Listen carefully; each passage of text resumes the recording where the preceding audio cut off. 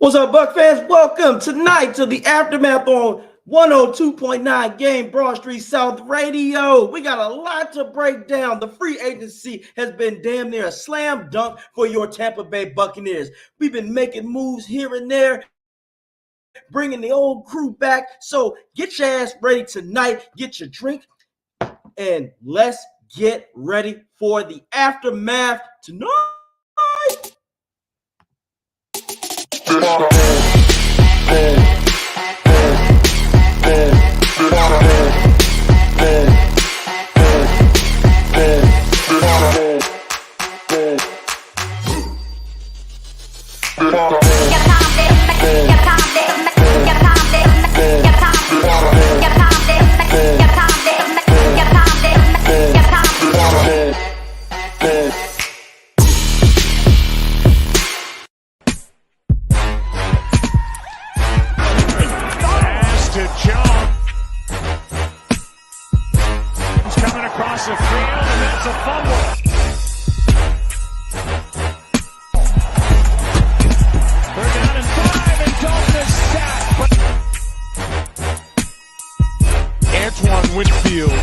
Not giving up on it, and I think that is a fumble.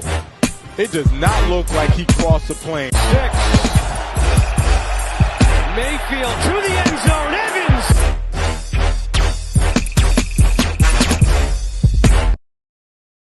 What is up, Buck fans? Again, welcome in the house tonight on the Aftermath on 102.9 Game Broad Street South Radio. It's your boy AJ Turn up in the house, and we got Coach Stick, aka the British guy who flies on standby right now. But we got a lot of shit to break down. As you can see, I am hyped. The Bucs are making moves and they standing on business. First of all, we already got to remind you again, we already know that the hardest piece was to get Evans. And I told everybody after that, everything else was going to fall in place. Sunday. Well, first of all, I just got back from Tampa Bay, Florida, guys. Visiting my family, the 813 Hillsborough County, Hillsborough County. Shout out to my Uncle Sam. He had turned 100 years old, guys. That is a blessing. Thank you. Love you, Uncle Sam. Man, I would love to live that age.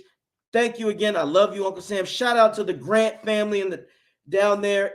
Man, it was amazing, guys, just being down there for a bit. I'm happy to see my family. And then when I was down there on Sunday, later in the afternoon, got a message, and my family was like, "Hey, AJ, did you hear?" I'm like, "Hear about what? Hold on, let me check." I was being sarcastic because, I look at my phone all the time and I check. But they said Baker Mayfield has just signed a 3-year deal with the Buccaneers. Damn if that didn't make Sunday so much sweeter. Shout out to Baker Mayfield. Thank you, man. Look, again, very proud of what you did for us last season. You were the right guy. And again, shout out to Rick Hughes on Bucs Live, who you need to check out on Tuesday nights at 9 with his buddy Dave, because they called it and he put me on to Baker. And then once I started looking at the pros instead of the cons of Baker, I was on that train too. And I said, I'm riding with Baker. And if you guys go back, you already know that I was 100% in with Baker. I like the fact that he was a dual threat, something that we didn't have under Brady's last regime. And the man got the bag. And look, of course, Light, being the G that Light is, he finds a way to make shit happen where it doesn't hurt the salary cap. And then look at it like this, guys. Man, then we signed Lavonte David back. That's what made me very, very happy, because Lavonte David, that guy has been there and bled, red and pewter ever since we were sorry. You know what I'm saying? Look, man came in 2012 and has always been loyal. So it is good to have you back, Lavonte David. Thank you very much, man. Look, hopefully we can take it all the way for you, because I honestly feel like we want to get this dub for him. But then, guys, you already know, Jason Light. This is Jason Light in a nutshell. Brung back Jordan Whitehead. Jordan Whitehead, welcome home, man. I'm happy you are back. And look, Jason Light just does this to Buck fans all the time. This is Jason Light in a nutshell. That's Jason Light right there. Got you covered. I got you covered. Anytime Jason Light makes that smile, you know shit is going down. You know it's going to be good. Brung back Jordan Whitehead that complements Antoine Winfield. Last time, if you don't remember Jordan Whitehead, Buck fans, this is the same guy that was blasting motherfuckers in this NFC title when we played the Packers. Made motherfuckers fumble, always hitting people. Arguably one of the hardest hitters on the team. So that complements Antoine Winfield. So now when it comes to the draft, and guys, if you've been on here, for all you Buck fans out there watching with Slick when he gets on, he's going to tell you that I've been speaking this into existence about Whitehead coming back. And remember, if you guys go to his social media page, he was giving us some subliminal messages that shit was in the deals already because, you know, he was showing highlights of himself in the Bucs. And I just knew something was good there. Something just let me know, like, man, I had to, you know what? Cheers to you, Jason Light, on that one. Because you know what, guys? That fucking helps the Bucs take care of the secondary issue. Now, that's not a high priority anymore. Now, I know guys are sitting there saying, but we lost Carlton Davis, AJ. Yes, we did. And again, shout out to Carlton Davis. Thank you for everything that you have done for the Buccaneers organization. You are in Detroit now. You know how I felt about Detroit for a long time, guys. And I still feel that way, but I wish nothing but success for Carlton Davis unless he plays the Bucs. Then I hope he has a shitty-ass game. But anyway, the Buccaneers received a third-round pick of that. Now, I know a lot of people are thinking, well, wait a minute. So we lost Carlton Davis. That was our best corner. Yes, he was. But now we can make up for that and get a corner in the third round if we need to. That's why, guys, I love what Jason Light did. A third round is good. There's some good corners coming out in this draft that we can get in the third round. With an extra third-round pick, now look, we're going to get the elephant out of the room. We all know that now that the Bucs are only a few pieces away from being legit, a Super Bowl contender. Now, in my opinion, if I'm Jason Light, work your magic, Jason Light. Go out there. If Chase Young hasn't been signed yet, you get Chase Young. Get him for a small little deal and a one-year deal and make him prove himself. And with Todd Bowles at the helm as the coach, a defensive-minded guy, he can get him right. So we do that. We get an edge rusher, and then of course in the draft, now you can get that edge rusher if you want in a third-round pick and develop him. And now, of course, in the second, again, I always think in the second round we need to get a center. But guys, I'm just giving you that's just the rundown. But now we're gonna talk about it. We got Coach Slick in the house. How you doing, Coach Slick? I'm good, man. I'm good. Oh, that's nice. That's real nice. That's nice. Hold on, guys. We're gonna do one more thing. Slick, raise your glass. Oh yeah. We're gonna give a toast to Jason Light. Jason Light, you are the man. You deserve to be in the Ring of Honor. I salute you.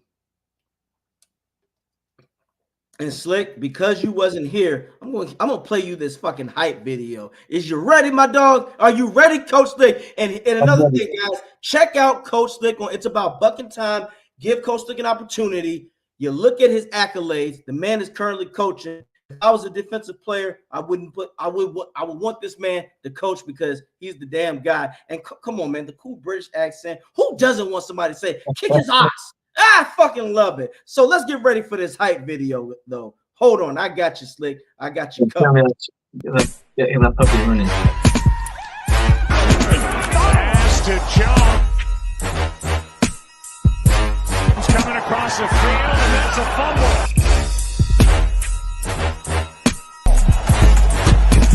They're down in 5, and Dalton is sacked. Antoine Winfield not giving up on it, and I think that is a fumble. It does not look like he crossed the plane. 6. Mayfield to the end zone. Evans.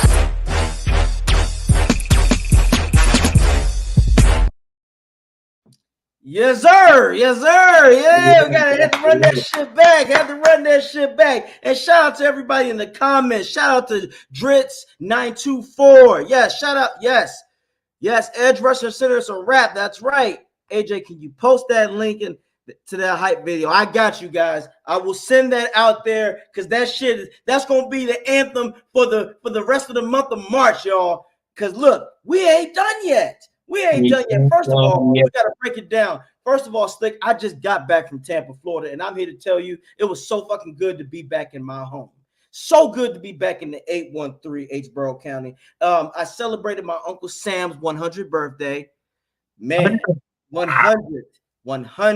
Look, when he was born, the national income in America was $1,300. That's how good it was to live back then. Bread was 30-something cents. So look, he's lived through a lot. He done been through so many presidents, it's ridiculous. When he was born, when Calvin Coolidge was president when he was born. And I'll show you later on, but my man was getting in there. He was a player. Had young ladies coming up and dancing on him.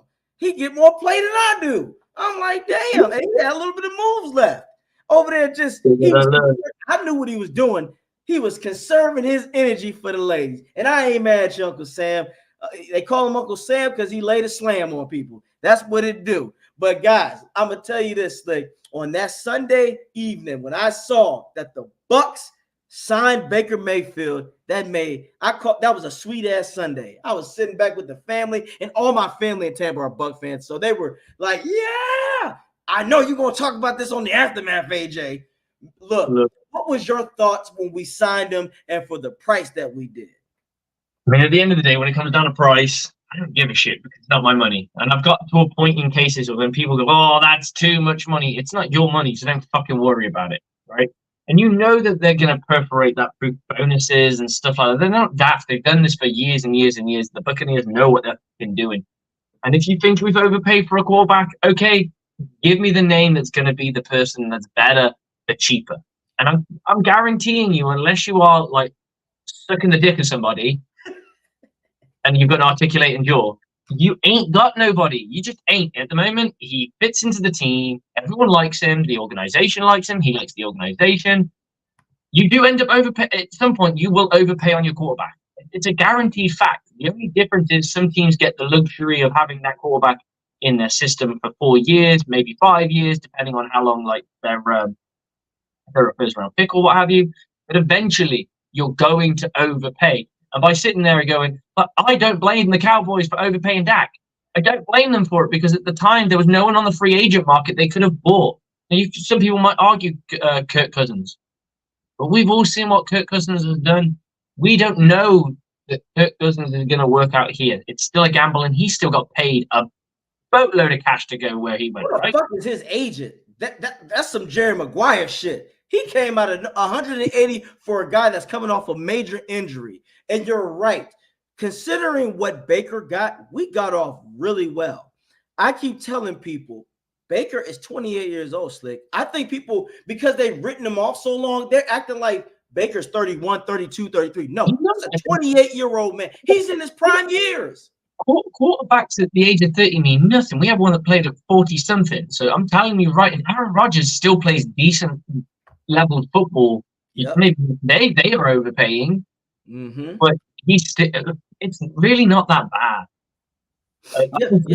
And Dritz said the realest shit for the Falcons because they think they did something. 40 on a geezer on one leg, and you could have had Lamar for a slightly more Falcons. Yes, Dritz, you are right. If I am the Falcons right now, this is why people laugh at y'all because they have yet to recover, Slick, from that 28-3 collapse. So I'm loving this shit.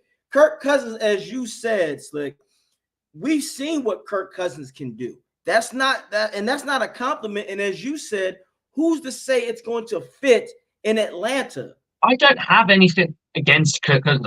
I think he's a very capable quarterback. However, he isn't like you could argue he's in that Baker level. You could argue, right? Because you got the tiers, right? Yeah. Baker's showed ascension, and you want to see what the next year looks like because you brought everyone back. You're going to spend draft picks on some things that you're going to. We still need to fix up. We still need to clean up the line a little bit. Of course. Probably could do with a running back, but we're not desperate for a running back. And right now, I'd say safety is no longer a problem. So now you've got a pick that you don't need to use. I wouldn't be surprised, and I entertain this. Why not package some of those picks and go deep into the first early first and go and get that premier pass rusher? Why not put that third pick and another third round pick and trade and your first round pick and trade up and go and get someone in the top 10? Maybe I don't know how much a top 10 goes for these days, but go and get somebody. Or if you see someone falling in the draft, go get somebody. Go get somebody. But is Chase Young still available these days? I don't know. Chase Young is still available. We're gonna get to. Yep, I'm glad you said that name. He is still available now because I want to go in order, but we'll get to that. But yes, Chase Young is still available, guys. I know a lot of Buck fans are saying we need an edge rusher, and I agree with you guys 100%. Chase Young is still out there. They're going to work things out, guys. Do not worry. This is fucking Jason Light. Because now Levante came back. I told people, me and Slick said, Levante stated he wanted to be a Buck. And now that he's here, that just sets so much shit in motion. Mm-hmm. And honestly, this made me happy. You know why, Slick? Because we know this. Levante has been there for better or for worse. That's the girlfriend that stuck beside your ass when you was broke and you didn't have no money. And then when you got that fucking 6-figure job, not only that she looked out for you, she got better looking. She took more Pilates classes and yoga classes and kept it right. She is basically the LeBron James wifey that was there for thick and thin. And this was a big thing for Levante. He doesn't want to play for anybody else. You know why, Slick? Because you always say this, chemistry. He knows this is what he's working with, and you said it already. He can teach the young guys. He can help them get established because now you know who I say got a big pressure on them. Savassier, because Slick, you even said this last year, guys. Check out what he said. Slick said, "Hey guys, I understand Savassier is a high pick, but don't expect too much from his rookie season," and you called it. Now this year, it's like, hey, you're learning under one of the best linebackers in the game. Savassier, what the fuck you gonna do now? So that adds stability. But let's get to this, Slick. I spoke to right off KJ Britt either. He stepped up and he was in those playoff games, and it wasn't Devin White in those playoff games. So at the end of the day, when I'm looking at that, they might not need to go to if they're comfortable with what they've got. Yes, I think they will draft a linebacker. I genuinely do. It depends on what their plans are. Agreed. Go free agent and go and find somebody that's they can pair next to Levante for a few years. That is an up and comer. Or do they go down the drafting route? The issue is the premier pass rushers are kind of starting to dry up a little bit more. It depends on who you rate, I guess. Oh no, you're right. In hindsight, and I can say this in hindsight, but with the Travis Hunter. Because Slick, you and I were on that train. I said, yo, we should get him. With the price that the Texans paid, I think the Bucs could have finessed it. But maybe he asked, we just didn't know. Because with the deal he got was with the Texans is not that bad. I just think maybe the Bucs didn't get to him in time. Because $41 million, I think he got, I would have taken that shit.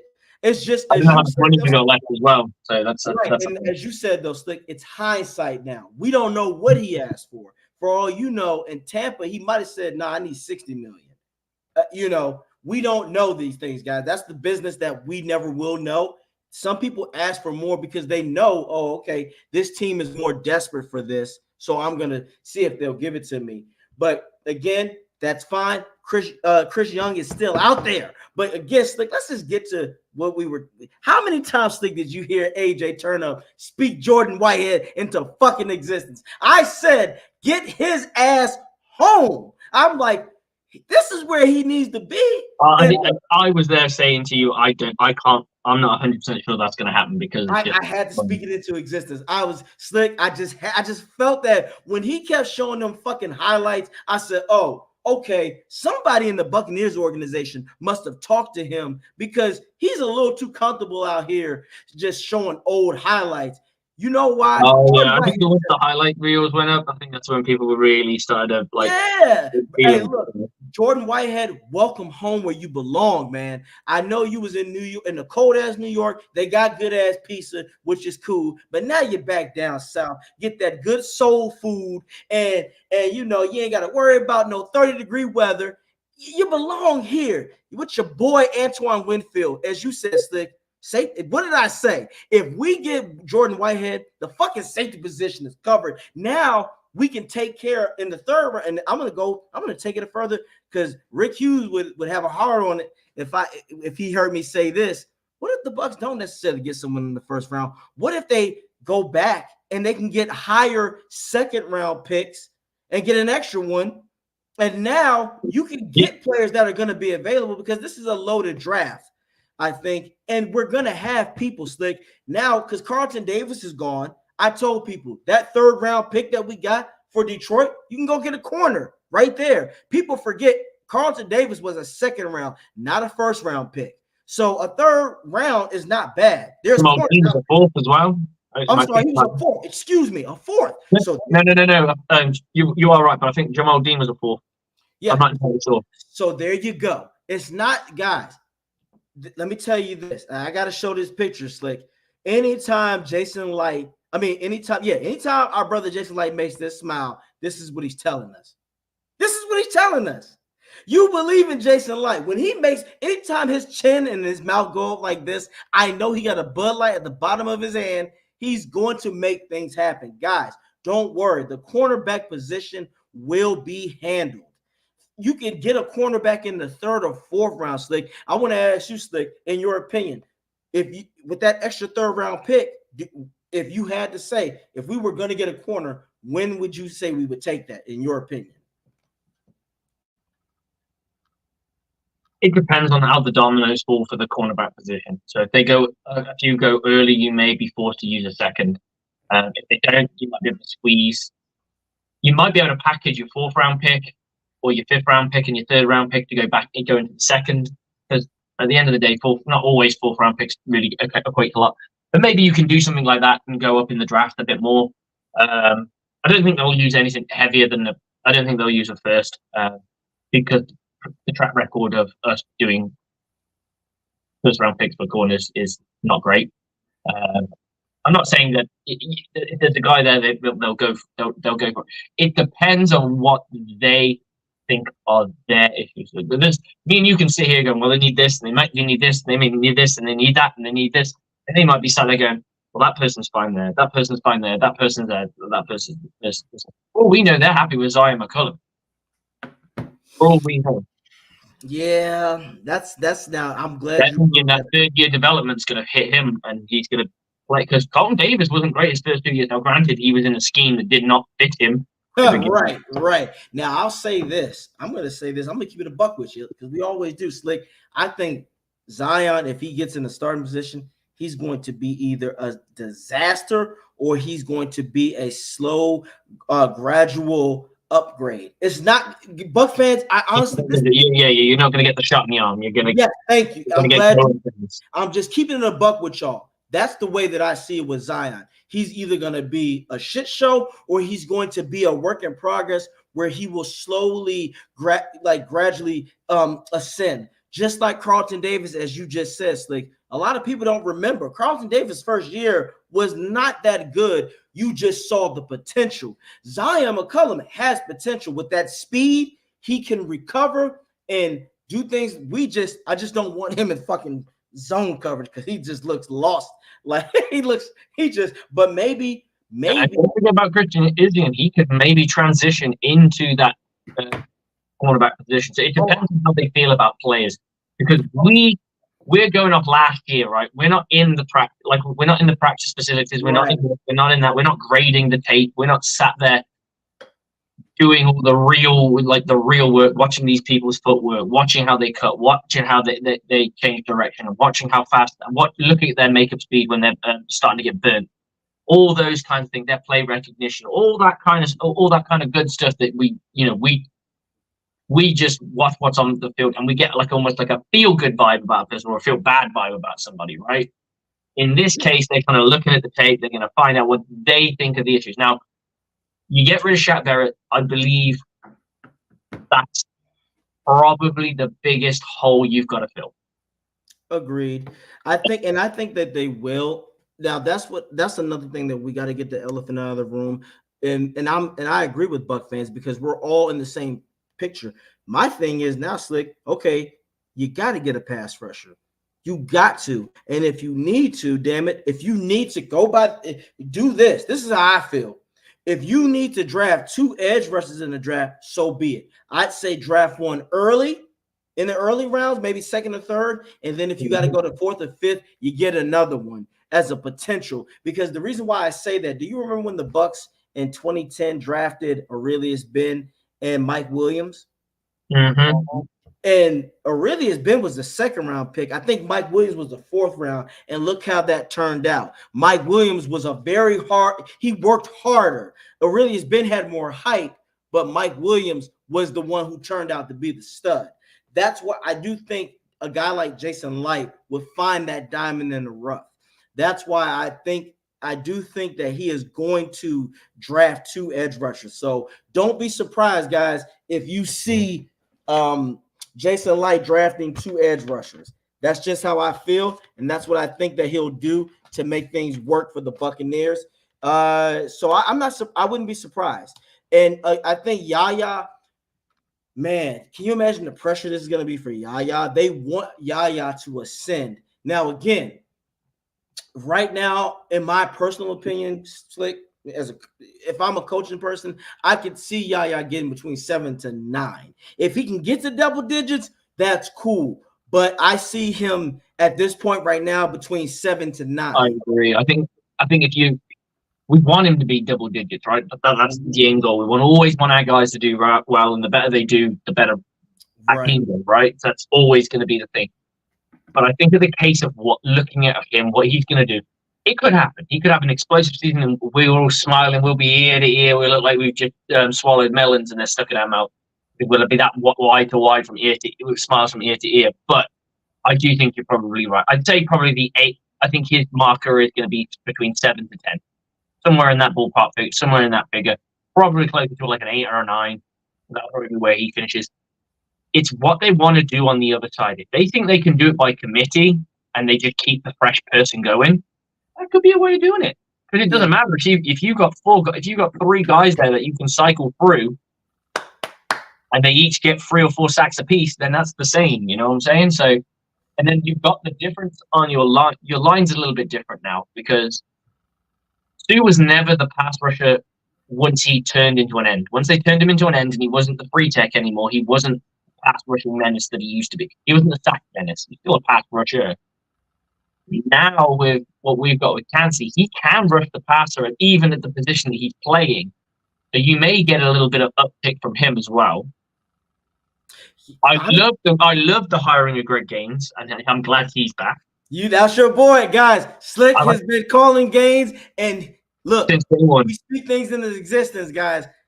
Slick has been talking about Gaines. So shout out to you, Slick, for saying that shit, because that does help because he is very good with depth chart. I love that you said that. And the Bucs obviously agreed. This is why, guys, we want Slick to be the coach, the staff of the Bucs, because he's calling shit. Guys, thank you again, Slick. So we got to give a shout out to Slick right there for that pick. So yes, another person that I do think now, I wouldn't be surprised though if the Bucs go in the earlier rounds for another guy at defensive line. They want to beef up this line as much as possible. The reason why I say that, because even Ty Bowles admitted that he was frustrated with the pass rush. So that shows me that Bowles at least is acknowledging. I do love when coaches acknowledge, hey, this wasn't doing what this, what I thought it would be. So now I wouldn't be surprised, Slick, if he goes in the early rounds and say, fuck that. I want somebody else that can help be in the rotation. But you're right. I see Cansey, to be quite honest, I see Cansey, this is a hot take. I see Cansey maybe having a bigger impact than Yaya. That's just me. He's do it because of just the caliber of player that we drafted, So, yep. But I think the thing is where he plays makes it harder for him to get those like kind of double digits. Not many ends in a free front generally tend to get a lot of sacks. It's just not what it's designed for. It's not how the scheme is built. Right. It's designed for the guys on the edges to get home. You are absorbing space. You're absorbing blockers, and your guys on the perimeter are the ones that are making the bigger plays, because at the end of the day, you're trying to keep them clean so they can get home. Yes. That's why Vita Vea is an absolute fucking menace, because he draws so many blockers and gobbles them up. Mm-hmm. It doesn't matter he doesn't get there, and the fact that he's still getting there, I think that's what I'm hoping we get with Kancey. Vita Vea is not meant. His job is not meant to get to the quarterback. His job is to be so much of a fucking menace that everyone else can get to the quarterback, because they're so panicking about this guy who's charging down the field and is going to hit their quarterback. And you don't want a 300-pound something man laying out your quarterback. You just don't want it, because it's all kinds of fucking hairy bad. Yeah, and this is the same guy who played fucking running back. But I'm glad that you mentioned that. I think Vita Vea is the key piece of why I say that Kancey is going to excel.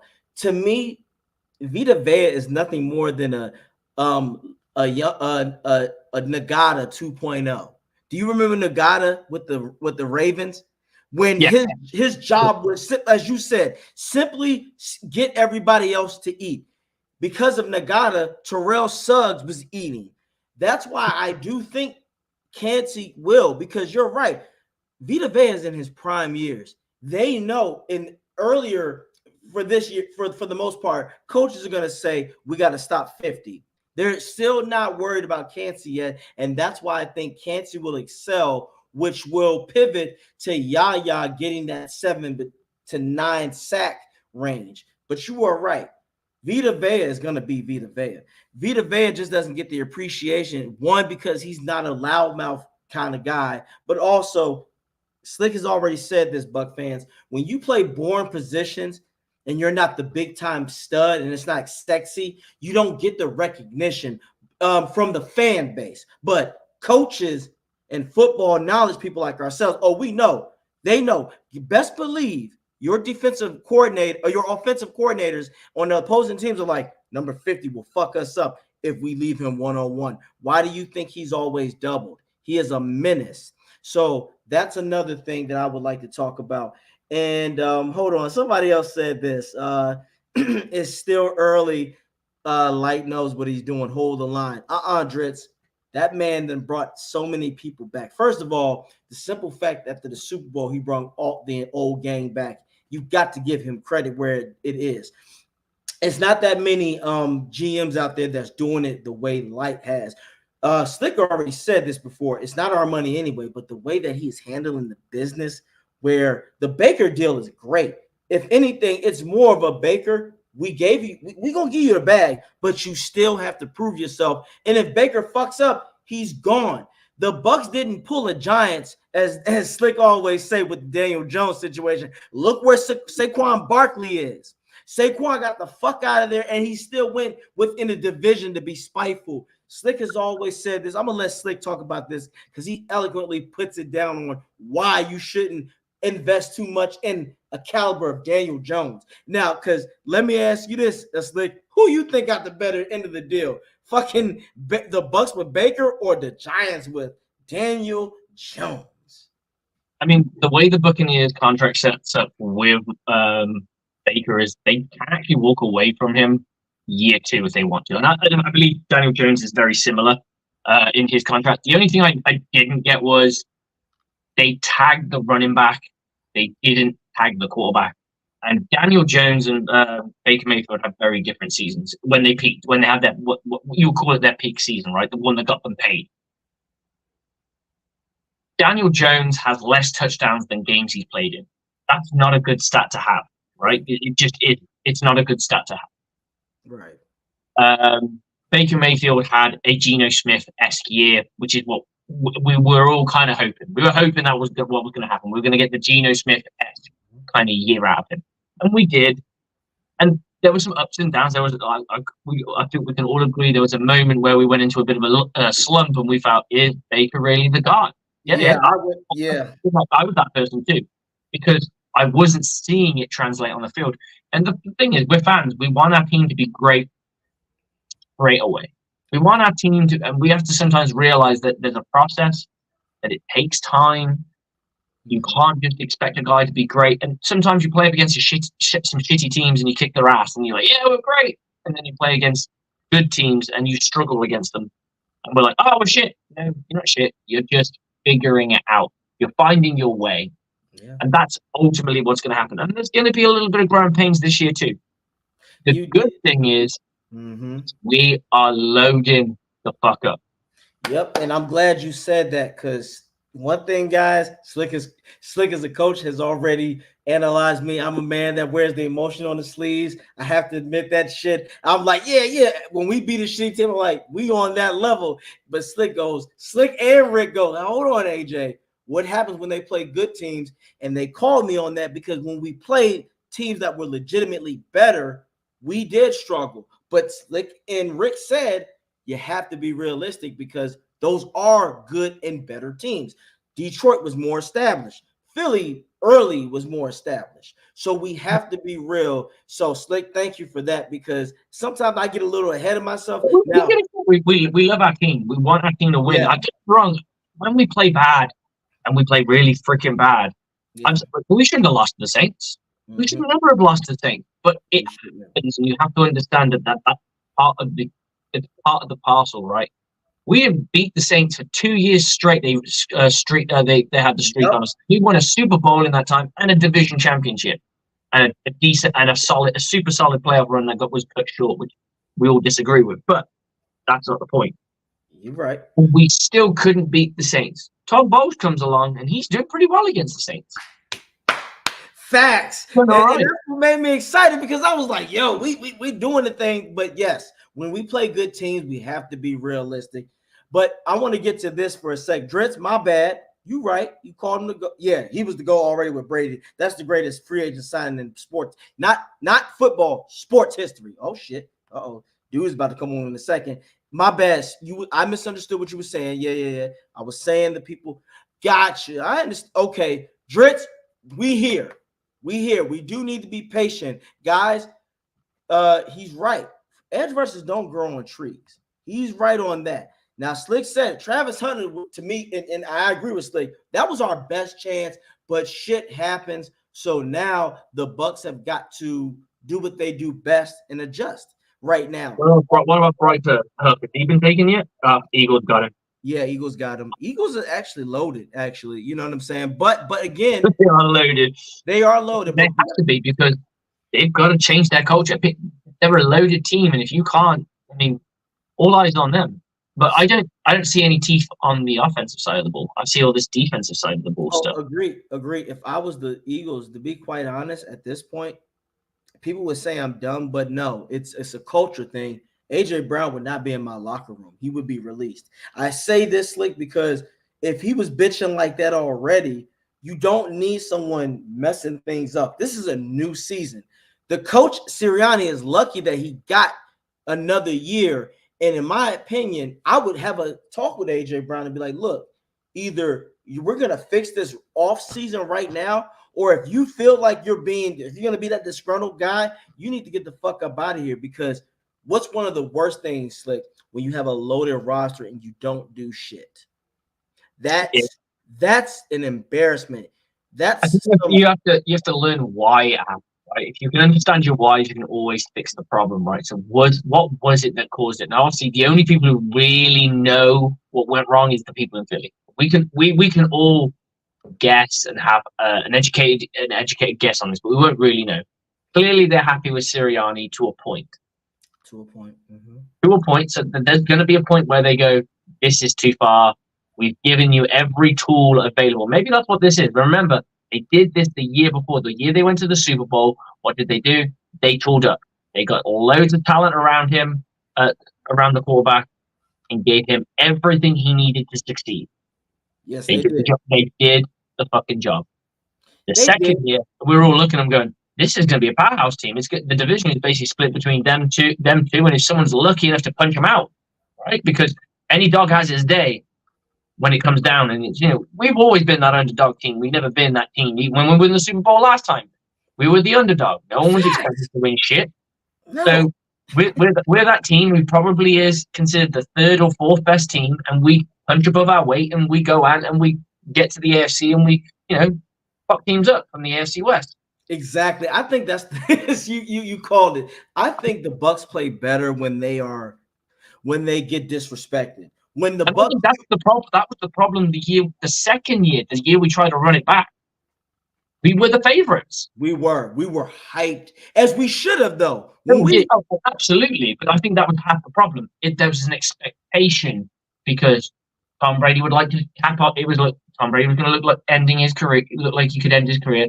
Ending on a Super Bowl would be pretty freaking. Ending on a back-to-back Super Bowl run would be pretty awesome. that's some John Elway shit. Exactly. No, and one man fucked it up for two men fucked it up for us, but I'm just gonna throw one man in there because I'm not gonna go in on Coach because he's doing a hell of a job. Von Miller killed us. Von Miller fucked this up, but you are right. That second year, I agree 100%. I tell Buck fans, don't you ever say the 2021 season, don't you ever say the Bucs were underdogs. People were like, oh, the Bucs got this shit. The Bucs are going to win it. I remember that. That was the first time in a long time, Slick. I was like, damn, the Bucs are the favorites. And the way we played, we were. 2021, Slick, I think people don't realize was such a magical season, how we were just whooping teams' asses with no regards. We were just smacking them. It was insane. You know, we just bitch slapped most teams. I think the only team that we really struggled with was the Saints. Was the Saints, right. And that was it. And agree. Look at what we did to Miami. Miami Dolphins, guys, and the Chicago Bears was worse. A lot of people think the Miami game was the highlight. Miami, the Chicago Bears, look what we did to Justin Fields. And here's the thing. You know you're good when Brady was like, I wanted to get more points. It was like fucking 38 points. Shout out to Dritz. Who's he talking about? Where is it? Reddick. I know if we can afford him. I don't know if he's a contract up, he's a free agent or what have you. I'll have a look now. We love Reddick and Bowles system. Reddick. Yeah, man. I just looked him up and that's a tasty number. I think they might work together as well. Yeah, he was with the Cardinals for a while. Well, Bowles was there, so yes. Yes. That would be someone if they could get their hands on, they definitely would enjoy getting a piece. But he's still a Philadelphia Eagle. I don't think. Hey, never know. They could trade, but I doubt it. I don't see it happening. I don't see it either. But I look at it like this, guys. This is the team this season that the Bucs. If you're a Bucs fan, you should be fucking excited. Slick, we are literally just another good draft away. If we get 3 solid starters, if we can get an edge, if we don't get an edge rusher in the free agency, well, for whatever reason, but if we can get someone who can be an average pass rusher, an average center, an average corner. Just give us a solid dude. Just give us a cat. What about Emmanuel Ogba? Nah. 5 sacks, so not great. Who else we got? Let me go through my little list. Of course, Chase Young seems to be the jewel of the South, but I think the issue there is he's going to be courted quite well. I think that's the big issue with him. Man, Chase Young, I'm talking to you. Stop bullshitting and bring your ass to Tampa. The weather's good. The food is good. Everything. I was just in Ybor City on Saturday. It was good.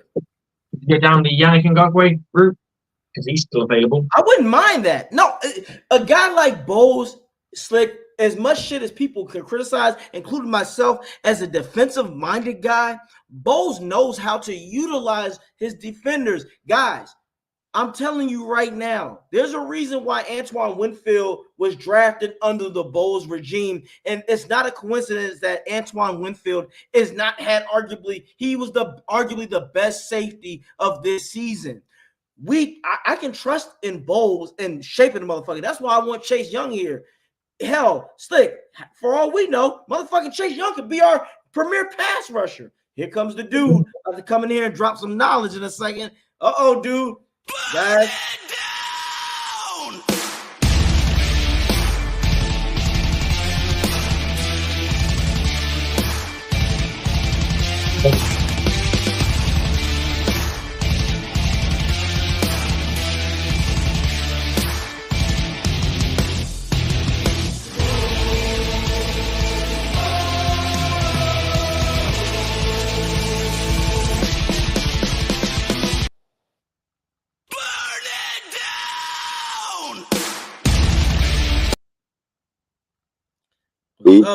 Dude.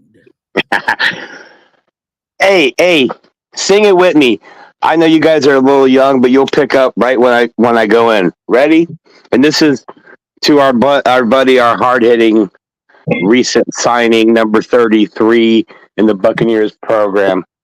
Reunited, and it feels so good. So the Buccaneers brought the band back, and then reached back in time, fired up the flux capacitor, and said, "You know what? This feels a little Super Bowl-y. Let's go ahead and bring back that heat-seeking missile, Jordan Whitehead, Mr. 3 interceptions in one game. He went to New York. He enjoyed it, got paid like a mofo, and now he's back where he belongs." Dude, who's had a better free agency? I know the people out there listening, you're probably like, Bucs fans are homers. Dude, second best quarterback available in free agency. Arguably the best wide receiver in free agency. Arguably the best safety in free agency. Arguably the fifth or fourth best one, safety added, Whitehead. Picked up a third round pick in this year's draft, number 92 overall. Arguably the best kicker in free agency, or two-hit free agency for all these guys, in Chase McLaughlin. Brought back one of the most underrated signings that nobody talks about because Rachaad White's been kicking ass so much we haven't need to use him. But Chase Edmonds is in the house. Another year in Tampa, a little healthier and a little more wise with the playbook and scheme and what we're actually trying to do here. With all that said, they also got rid of Russell Gage, man. I know. So saved some money, spent some money, acquired draft picks, and didn't pay some half-ass linebacker $100 million. No, they brought back the guy who's fucking legit and another high-end free agent, as you said. Man. High end. I'd love to see it. Look, guys, dude, I love this. Dritz just said this. Fam, I work in Minnesota, and they're completely sick about how happy I am with their offseason, as they should be. Dritz, dude, just broke it down. Look, first of all, the gang back together. This is giving me 2021 vibes, dude. But here's the difference: there's no ego in here. Motherfuckers in this team is hungry. They want to win something because the people who haven't won, like, I want to know what it feels like, guys, for the people on the Bucs who have won it. What does it feel like to be champions? I love it. I love it. Let me just say one thing here about Baker Mayfield. Okay? Cleveland, you didn't want him. Carolina, you didn't know what the hell you were doing. You had him lining up like as a defensive lineman in practice, for crying out loud. Okay? Los Angeles, you almost figured it out, but you got Stafford. I get it. Lots of capital went back and forth. Cool. Baker came to Tampa to prove it. Tampa asked him to put it on the table and let us measure it. Right?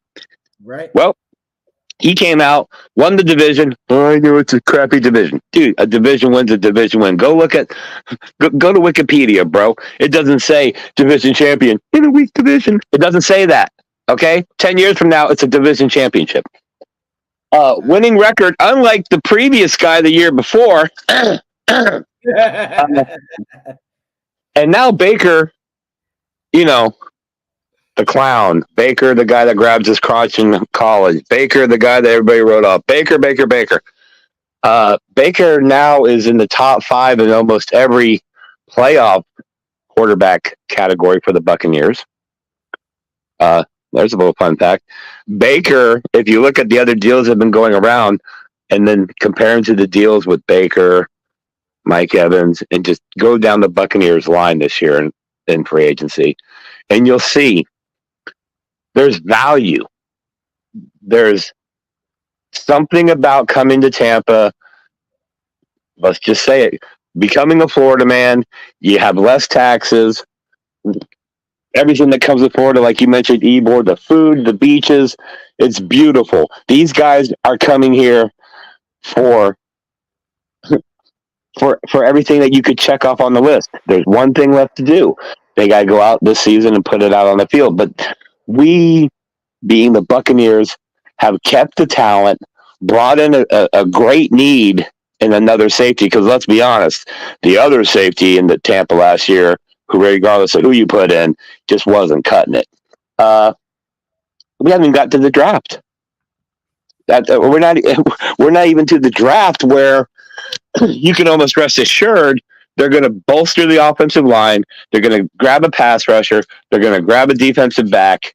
They don't really have to draft a safety now, do they?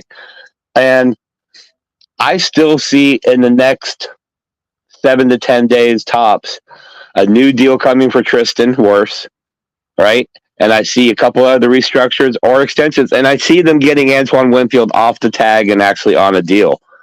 Now, Bucs fans, we're in weird territory here for you youngins. We're on like 5 or 6 years in a row of signing players, doing all these contract little maneuvers and gymnastics, and kicking that can down the road.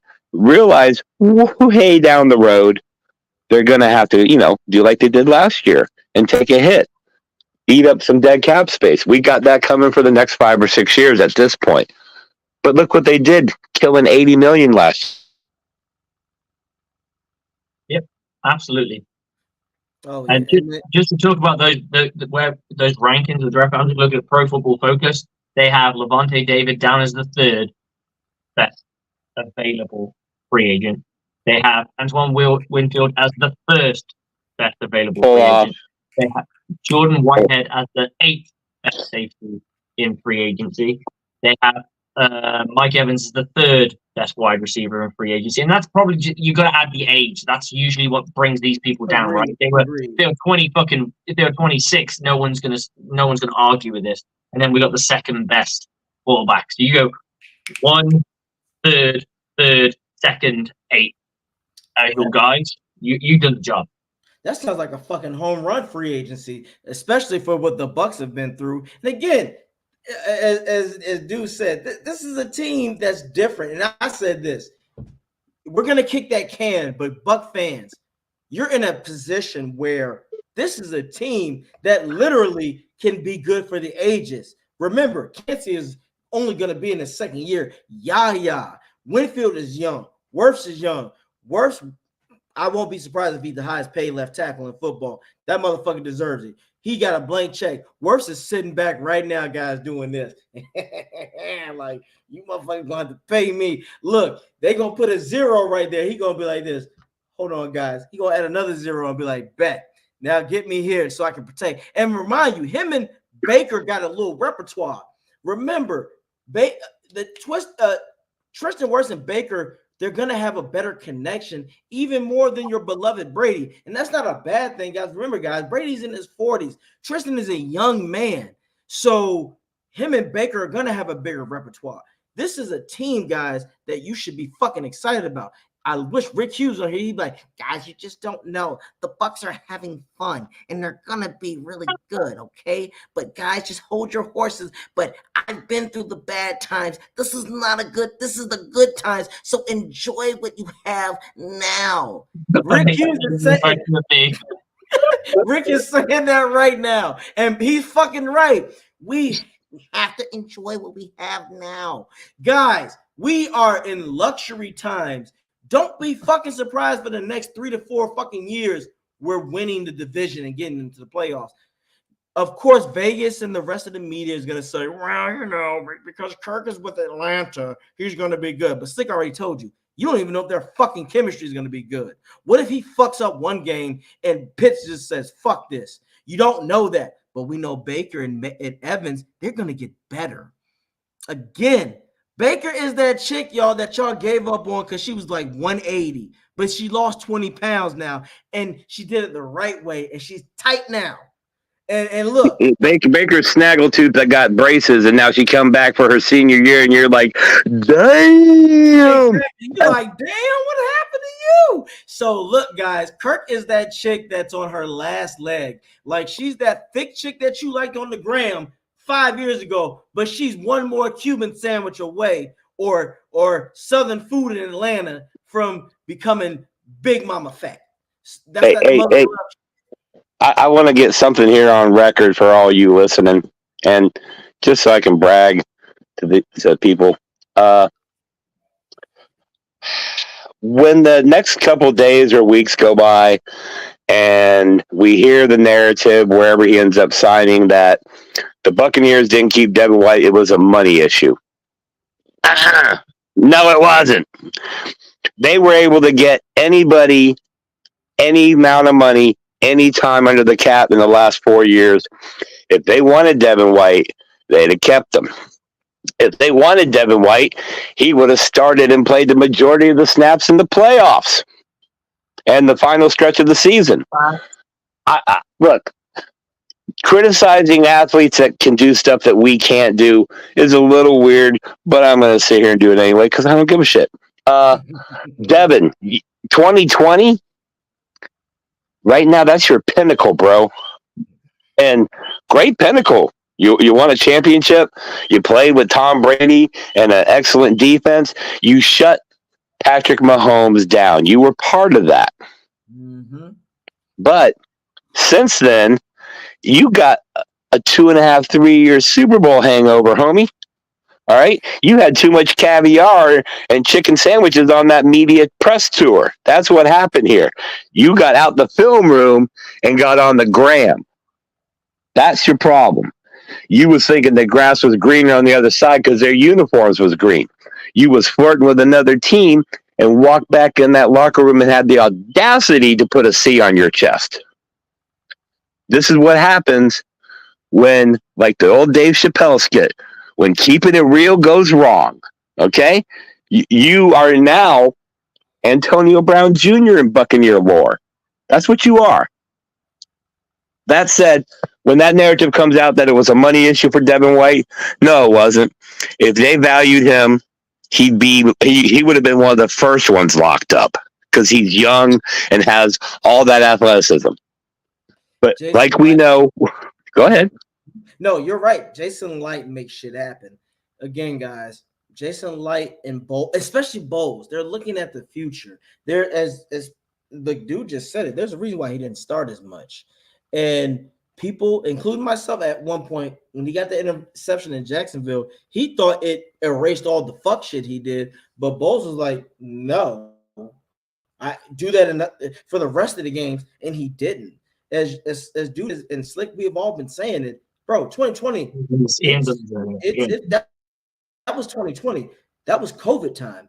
We appreciate what you did at that level, but again, this is a business, and we all can agree on this. In any business, it's what have you done for me lately? And what have you done for me lately, Devin, was fucking blow coverages and get your ass knocked on by a old lineman that you should be faster than. But carry on. Well, wait, the thing with people like and with a player like Devin White is you got it all right there in your hand, but you are either listening to the wrong people or you are following / hanging out with / down with the wrong people. All right. And the proof of the matter is right here. Levante David wasn't going to get that much money per year on the market, even though he's a head and shoulders better linebacker, mainly because of his age. But if the Buccaneers had to choose between two, any organization, if they're equal in any way, it's going to lean toward the youth, right? No, they took the old guy. They took the old guy, Devin. And I want it to be a lesson, not to him. I ain't trying to teach him a lesson. He's a grown-ass man. To all the young guys. Yes, you're the best on your team now. Yes, you're the best at your position in your high school district or your college conference. But this is where the big boys eat. This is what, not only what have you done for me lately, the NFL society, social media lives in 15 to 30 second intervals. If you ain't been relevant in a minute, that's an hour, turn to day, turn to week, turn to month, and before you know it, you're sitting here on day 4 free agency going, why ain't nobody called me yet? And that's what you did to yourself. And I just want to add to that, you've got to remember, like you said, we took the older guy, 34 years over a 26-year-old. If you're flirting with enough, 10 million to a guy who's, and this is not me complaining, I like to point that out, But 34-year-old, and we looked at the 26-year-old and went, nah. If we could have signed him for the exact same money if we wanted to. The Buccaneers were in conversation with him, and they're not interested in prolonging his contract because they have seen everything they need to have seen. And Warren Sapp has called him out multiple times, and you are never, ever going to live it down when Warren Sapp pulls out your play in front of the entire fucking nation saying, you didn't hustle, there are linemen outrunning you. Guys, and what Slick just said, Warren Sapp, enough said. When Warren Sapp, an iconic player, one of the greatest defensive, if not arguably the greatest defensive tackle to play, says you're loafing and you're doing some stupid shit, as Slick just said, that's a bad look. And then, as Dude said, your social media performance shit that you said, you were talking about sucking off the Eagles, and now all of a sudden, oh, I changed my mind. I'm happy. Fuck that. You either in it or you're not. And as Dude said, and I'll say this for you young guys, that's why humility is better than the showmanship. Don't worry about that. The money is there. If anything, look at what Brady did. Brady always said the money will be there, but my performance has got to be better. If not, you can be as good as you want, but as Slick and Dude said, Devin, that was 4 fucking years ago that you played at the pinnacle of your level. We appreciate that and we love it, but that was 4 years ago. What if, as Slick said, what if Levante coaches Savassier to surpass you? What if Savassier is fucking just average in coverage, Slick, and pass coverage? That'll be something that we have never seen, dude, that Devin has done. Can you imagine if Savassier is average in pass coverage and above average in pass rushing? Devin, you might not see the field. I love it when a plan comes together. I'm just saying, dude, we got to be real. All the Bucs got to do now is draft another linebacker. And in my opinion, I'd draft a linebacker that's good in coverage. So just in case, if we don't get that consistent pass rusher that we all hope for, at least we know that our linebackers are good in coverage. And at this point, Devin White, you're literally at the mercy of the Bucs and everybody else. As you said before, dude, where is your value? Where's the $100 million fucking contracts? I didn't hear on Monday that Devin White was signed to somebody for $120 million. Hell, I even gave him the benefit of the doubt and thought that he went to Dallas. I thought he was going to Dallas. And somebody said, no, AJ, he ain't going to Dallas. I was like, oh, well, shit. Sorry. So that was So Slick's got the Google machine fired up. They're looking up stuff for us. How many linebackers have been signed in free agency so far? It's been and it's like a couple, but Devin White, I know he ain't been signed. And how do you go from being a captain of a Super Bowl team to looking at a veteran minimum contract without being injured? Your mouth. I keep telling people, shit, your mouth will get you more in trouble than an injury, like you said, dude. And the reality is the internet and social media ain't the real world. You went on social media, but you felt real world consequences. And for that, I feel for you. And for the Super Bowl, I thank you. But other than that, you can get on that horse and ride your ass out of town, mofo. All right? And if you don't like it, hit us up on social media. We'd love to bring you on and talk about it. Gentlemen, I just wanted to say hi. It's been a minute, a little busy with free agency and all this other crap. AJ, as always, you're kicking ass and banging. Slick, you seem to be working so hard you got a gray streak in your hair or something over there. I don't know what the hell that was, but hey, it's good to see Slick basically hanging out with us right over here in the middle of the night since he's in the UK. To everybody else down there, Bucs Report guys, all the writers, I'm not going to name you all because it's late and I'm fucked up. Great job. Well played.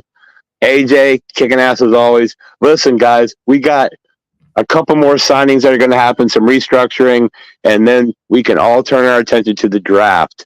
And my whole thing for you is Are they going to use that? And I'm going to ask you this question, and like they used to say on the radio, I'm going to ask the question and hang up and listen to your answer. With that extra third pick, are the Bucs going to move up and get Jackson Powers Johnson? Now that's a good one. If the Bucs can swing it, I'm all for that shit. I would love to have that. Now, if they don't, it's no harm, no foul. But again, for me, I want another corner. Get a faster Carlton Davis.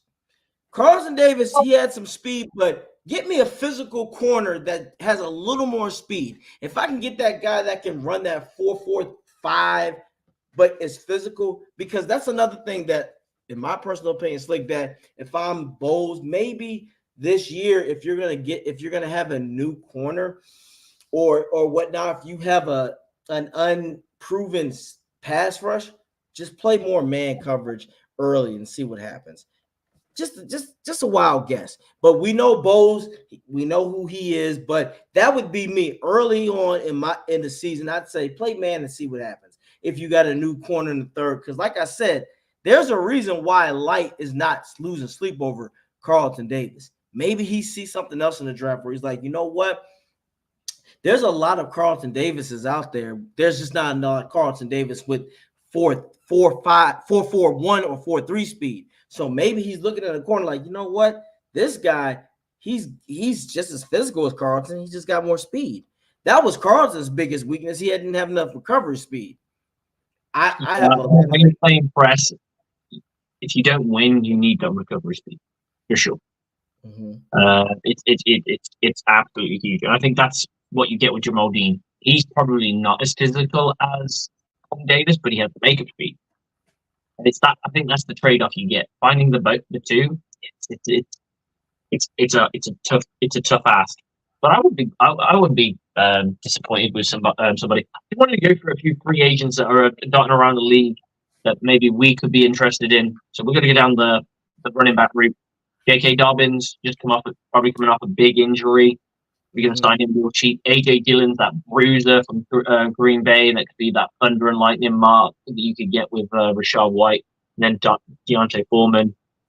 Joe Mixon's available as well. It depends on how much money you really want to spend. Go down the wide receiver route. You got Tyler Boyd, MVS, Marquez Vandell Scantlin. And here's a crazy one. I always like this guy. I hate his attitude. I had this guy mock draft really fucking low. The only reason I did was because no one else was picking him. He ended up turning out to be an absolute stud with an ego problem. Chase Claypool. Oh, Jason Claypool. But he's fucking talented. I don't care what anyone says. That guy is fucking talented. Oh no, he is. That's my crowning achievement. We do this what we call GM draft. You get 32 guys. You each get assigned a team, and you have your draft picks. You can trade between each other because you're in a group chat, right? Mm-hmm. And you do a live draft. The draft takes days because people have lives, so you get hours to make your pick rather than minutes. Yeah, because people have lives, right? You can't get everyone focused in for like 4 hours. It's just not going to happen. Not in real life.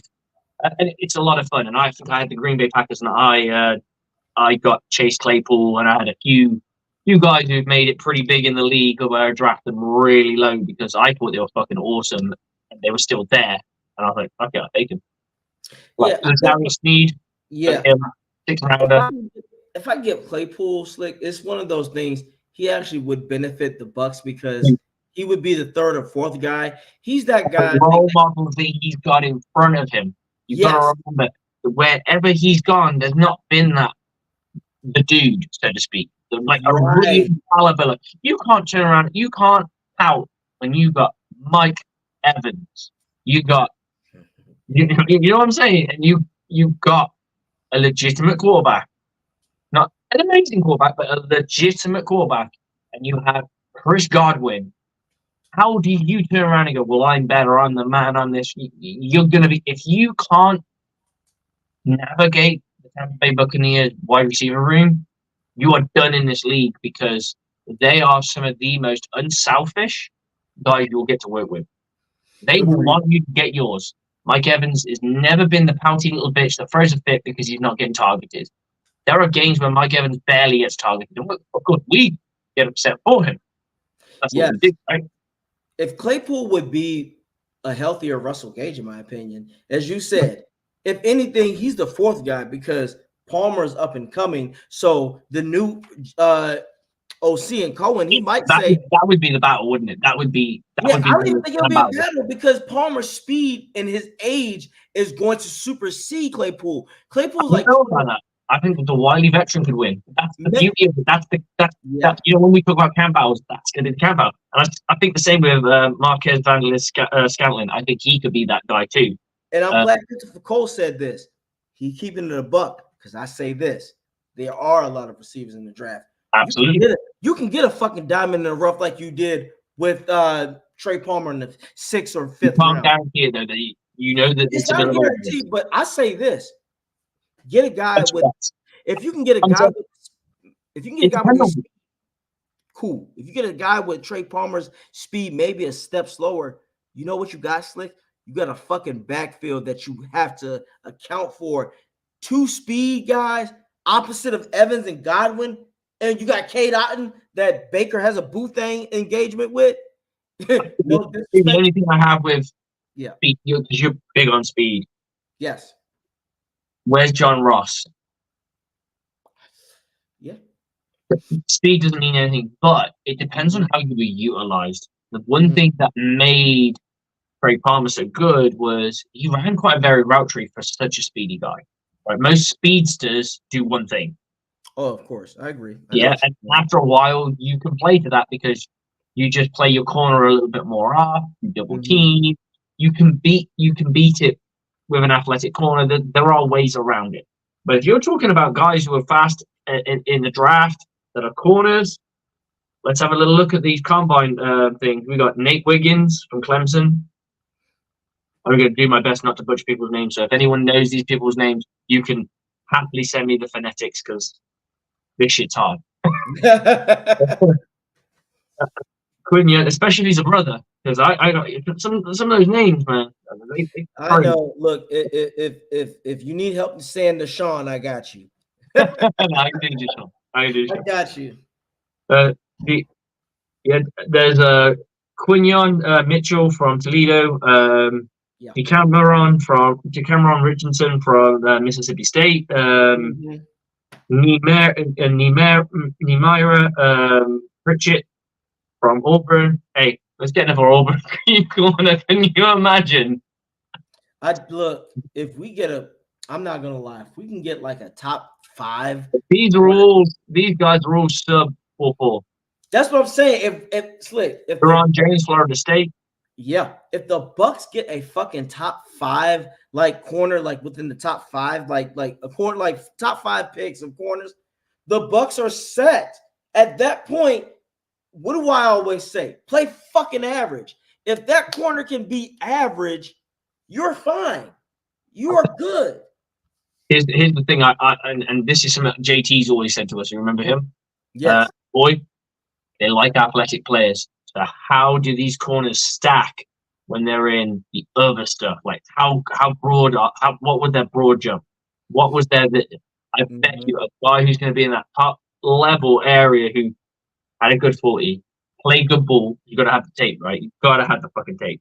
But you have a good broad jump and a good vertical, and the 40-yard dash or a split, a 20 split or a 10 split. You're going to do fucking good. Because you are now super athletic and you got the tape to back it up. Facts. And you can recover. That's all we want. I think a lot of people don't realize you want a corner. People don't realize every corner in the NFL gets beat. It's how you recover. That's why I would say corner from a defensive standpoint is probably one of the most psychological positions in ball because you've got to accept that and you don't have the mindset that you won't get beat. Of course you do. You have the mindset you won't get beat. But you've got to circumnavigate that if you've just given up a deep touchdown, I'll end up happening again. You can't be in your soul. You can't be inside yourself thinking about that shit. I have a philosophy when I say to my players, when you fuck up, your attitude should be so what? Next fucking play. Facts. We'll address that shit after. We'll talk about that when it's the tape. You're right. And If you're back in my game, I can't you dwell on what you did fucking 5 plays ago. I need you to dwell on what's happening right fucking now. And this is why, guys, you want Coach Slick as your coach. And I'm talking to the Buccaneers organization. And Rondé Barber is a perfect example. Guys, do you remember this, Slick, in 2008 during, like, this was basically a playoff game when we played the Panthers. Rondé Barber got stiffed arm so bad by Jonathan Stewart, it looked sad. But that was 2008. When did Rondé Barber retire, Slick? It was what, 2013, 2012? Yes, 2012. that was 4 more years, and he put up numbers still. As Slick said, you got to be a mentality player that goes, okay, it happened then, but it won't happen again. And that's the kind of player, the corner we want. Slick just said it. If we find a player with that mentality of, oh, I got burnt that last play, but it won't happen again, the Bucs are a shoe-in. And again, this is the NFC. Slick, we've already talked about this. There are no elite fucking quarterbacks in the NFC. And that's a blessing for the Bucs. Literally, there are no elite quarterbacks. We don't know what Detroit's going to be like. Remember, Slick, you said this eloquently. Look what happened to Atlanta. They went 28 and they were 28-3, and then they haven't been the same since. Just because you had a good season does not mean it's going to translate. The Bucs did that in 2010. We went 10-6, including myself at that time. Even the media said, "Oh, the Bucs look like they got something." The next year we went 4-12. Exactly. 10 straight games. It doesn't matter what you do in one season. It's about how you're going to be. The Bucs, we're not even saying the Bucs are going to be the greatest, but look at what the Bucs have had. Look at what they got on their roster. The Bucs should be a favorite to win again because we have continuity. Kirk Cousins going to Atlanta is fine, but Slick has said this already. It's going to take him time to get chemistry. He doesn't know how Kyle Pitts run routes. He doesn't. London, right? Yeah, and let's be real. London ain't no fucking Justin Jefferson. Guys, Buck fans, we're not worried about that. London is not Justin Jefferson. So, again, he doesn't have an elite receiver anymore. He has a potential elite tight end. He has a very good wide receiver, and that's about it. Yeah, they're going to figure out how they got to figure some things out. They've also got to work out how they're going to play offensive football right now. Just having the weapons is great. It's utilizing them, right? It's like, don't get me wrong. I think they could on paper that they've done well. They've done well, and I'll give them their due. But paper doesn't mean shit. You can have the best team in football on paper. It doesn't mean it's going to work. Is the head coach capable? Is the offensive coordinator capable? Can they push this team from a loser's mentality into being winners? That is a completely different challenge. Mm-hmm. The ultimate challenge. Yeah, and you got to realize other teams might be just as hungry. Again, guys, the Bucs were favored to win in 2021, and it looked like shit was sailing after we whooped the Eagles, and the Rams played hungrier that game. Von Miller, his mission, that's why he got to the LA Rams, was to be a premier pass rusher, and he did. So Slick is right. Just because it looks on paper that we're going places, other teams might say, I beg to differ. When the Giants played in the 2007 season and they beat the Patriots, the Giants were the I beg to differ. So it don't mean shit on paper. Absolutely. Oh, okay, hold on. We got a fan here. I like your content. Do you need an editor long term? AG Trendy, look, just inbox us. We'll holler at that. We'll talk about that. We always like that. And we'll get on to you. We do need someone to help vaccines. Keep it clean, boy. Couldn't do shit with JJ, but he's gonna spaz with Pitts in fucking London. The fuck out of here. Oh, we gotta have a Falcons fan on here because look, Slick, Falcon. Some Falcon fans I've heard who the realistic ones, they're like, we'll see. He gotta stay healthy. But other ones are like, oh, we're gonna beat the Buccaneers twice. We're gonna blow them out. I'm like, all right, you're gonna blow us out. I don't know about all of that. We got hell, Slick. We got to even see if their Bates safety is a fluke. We know Antoine Winfield ain't a fluke.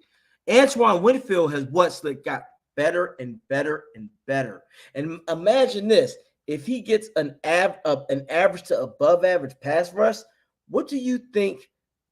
The sky's the fucking limit for Winfield. That might be him and Wirfs are gonna possibly be our replica 95 NFL draft with Brooks and Sapp. It's very possible. I'm just saying, your Bucs guys, the Buccaneers are in prime position to take care of business. Slick, I haven't been able to say that shit in like 15 some odd years, maybe longer than that. AJ, if I gave you 3 things the Buccaneers have to do, and you can't name names, just like fill that position, fill that position, fill that position, or look for that. What do they need to do? 3 things. 3 things. First off, and my number one priority, and I know people might disagree, not the edge rusher first. Get a center, an average center that can be average. Hainsey. Then you get an edge rusher. Then you get a corner. You're done. The Bucs are fucking contenders because NFC, you're a contender all alone if you get those 3 knocked out, and they all are average. We already said this, Slick. If they are starters, the Bucs are dangerous. For me, I like where your head's at. My free agent, I am pursuing whatever money. I don't know what the Buccaneers cap space is or what they can afford to pay or whatever. My biggest hit is a pass rusher. My number 1 draft pick will be Jackson Powers, center. Ooh, wait a minute. Hold on. I'm writing that down. If Jackson Powers fucking gets to the Bucs, Slick, I might have to send you a bottle of Hennessy. Hey, you can send me anything, brother. But that's what I think the Buccaneers will challenge. And I would, if I was a GM right now, if I can get the pass rusher, I would give up a 3rd round draft pick to go higher, to get a better draft pick in the 1st round if I have to. Also, that would be amazing. It would be amazing. And you don't know because centers don't usually go that high in drafts anyway. I don't know what the highest drafted center of all time is. Centers usually go bottom of the end of the 1st, early 2nd round. But you never know. You never know. Mm-hmm. I think the value of the centers come up in recent years, so that could be a thing. I do agree with you. The corner, I'd probably go with a 2nd rounder. I'm not too sure about the free agents. I need to have a real good look at who can play in the scheme. Be interesting to see if there's anyone who's been in that scheme before that's available, like who's been around in that world. So that could be a thing to look at. But yeah, I think it's just, for me, it's just that slightly other way around. It would be pass rusher, but in free agency. But if you go down the other route, you could also you look at the other route. You could go down the route of going, okay, we'll go and get that center, and then we'll trade up to go and get the pass rusher. Mm-hmm. That can happen. It's usually premier pass rushers in their first year. Doesn't matter how fucking good they are. Nick Chubb, fucking TJ Watt, insert name here. They get maximum 8 sacks. They're not going to have the big hit that you're expecting them to have until like year 2, year 3. That's why I would like the free agent. They're going to make more of a split. If you can get a good free agent, they're more likely to make a splash. Now, looking at the free agent pool that's available, maybe that's not possible. Maybe you go down the route and go, right, we'll go and get the dude. We'll go and get the guy that we've got 4 to 5 years to work with. Agreed. I still think Chase Young is a strong possibility. And I won't say this because I spoke Jordan Whitehead in existence. So fuck it. Chase Young is out there, Bucs. And the reason why I say you can work with him is because of the rumors. Bowles can use that to his advantage. Well, look, man, there ain't nobody else. Somebody might be stupid enough to sign you to a multi-year deal with a big number, but you're going to be miserable in that fucking sorry team. Why don't you come with me, prove yourself 1 year, and if you get between 9 to 10 sacks, the money will be there. Can you imagine if Chase Young comes to the Bucs, Slick, and he gets 11.5 sacks? Now his agent can say, hey, the price is going up now, like a Shaq Barrett. When Shaq Barrett got here, look what he did. You want to be in that's the kind of situation that I would like. And Chase Young, as you said, he has experience in the NFL. He knows the system. And a guy like Bowles can turn his game to another level because he can put him in different positions that he never even knew he could play. Hell, that's why I say get Chase Young. He's damn near certain that he can be consistent, and his presence can help Yaya. With his presence, Yaya can get that extra sack and a half where it puts him over double digits. You see what I'm saying? That's why a Chase Young could be the reason why Yaya gets 10 and a half to 11 sacks. Again, Slick, we can't complain a lot. I tell Buck fans, we're 2 to 3 pieces away from being Super Bowl contenders, and we won the Super Bowl 3 years ago. That's good fucking business. We haven't been in that position in a very long time. Even after our first Super Bowl, when we lost all our big pieces, we had to kind of start over. Not in this case. I love that Bo said it now. Now it really resonates. We didn't we rebuilt, we reset. That's all we had to do is reset. So I think that the Bucs overall have potential to be that team that can give you problems. Like, what do you think? We're just gonna figure it out. We're just gonna find a way to get the right people in the room. And I genuinely believe that this team is set to do that. I've never said, like, I tell you what, the last 4 years have been amazing as a Bucs fan. I don't want them to go. I'm not fucking leaving.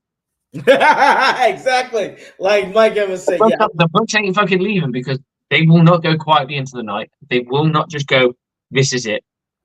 The way this team is looking is they are fighting for everything they can. They're trying to build everything up. If they can hit on a couple of draft picks, if they could turn, we said this last time. Let's say they go first round, second round, and then they combine their third round picks to go back into the second round. And then they go 1, 2, 3 studs. And I don't think we need more than 3 players to complete this team. Agreed. I don't think we need any more than that. Agreed. And we're tying all up. I agree 100%. And on this last note, because it's getting late, we want Slate to get some rest because I need rest too. But I want to say this: this is literally like one of them Hail Mary hot takes. With Levante coming back for just 1 year, this could be the year where Levante pulls a Ray Lewis. Ray Lewis told his team during their Super Bowl run, "This is my last year. I need y'all to win this for me. We're gonna do this." Levante might give that speech and say, "Guys, it's the NFC. We should get to the NFC Championship minimal. I'm gonna retire after this. How about I go out on top like Ray?" It's not a stretch. And I'm gonna leave that with you. Is that a stretch, Slick? No, it's not. I just don't think that's his personality, though. That's the problem. I get it. It's not his personality, but it would be a grand fucking ending for Levante. Because put it this way, if Levante wins another Super Bowl, first ballot, you're not going to stick around for another year. No. If he shouldn't. He should quit. But if he does that, that's a first ballot Hall of Fame resume. I'll tell you what the beautiful beauty in all that. We talk about, like, if the Buccaneers did, how many other Buccaneers do you think would follow suit? None. I can't think of one person on the roster that's so long in the tooth that they would genuinely go, "Yeah, I'm done." The biggest argument you get with maybe is Mike Evans. I don't think so. I think there's nobody on the Buccaneers roster that will turn around and go, "I'm done." Agree. And that's why I say this for Levante, this would be a well-ending story for him, because just think his first 7 fucking years, no ring, no nothing, no playoffs, no nothing. Nothing, nada. And now the last 5 years of his career, It's the last dance, brother. it's the last dance. Like, oh man, that is a story that, and again, David's last dance. that would help his stats where they go, okay, guys, he got 2 Super Bowl rings.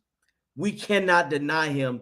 This is a first fucking ballot Hall of Famer, and he's gonna play at the level. I'm already calling it. We know Levante. He's gonna play at that level.